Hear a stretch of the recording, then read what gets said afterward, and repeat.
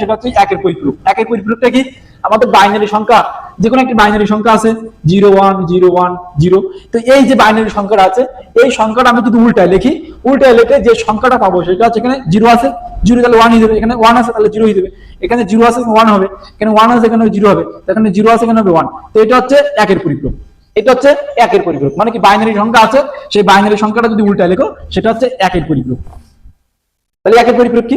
Binary সংখ্যা আছে সেই সংখ্যাটা যদি উল্টায় লেখো, উল্টায় লিখলে কি হবে? একের পরিপূরক হবে।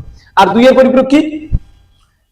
বাইনারি সংখ্যা আছে সেই সংখ্যাটা আগে একের পরিপূরক করে দিবা, একের পরিপূরক করার পরে তার সাথে যদি +1 যোগ করো সেটা হচ্ছে দুইয়ের পরিপূরক। তো দুইয়ের পরিপূরক কি?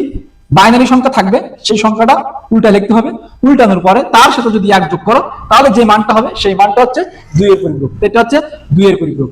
আমি আবারও বলছি যে বাইনারি সংখ্যা থাকবে সেই সংখ্যাটা আগে উল্টা লিখতে হবে, উল্টা লিখলে হবে একের পরিপূরক। তো একের পরিপূরক করার পরে তার সাথে আবার 1 যোগ, আমরা যদি 1 যোগ করি, 1 যোগ করলে হবে যে দুইয়ের পরিপূরক। ওকে,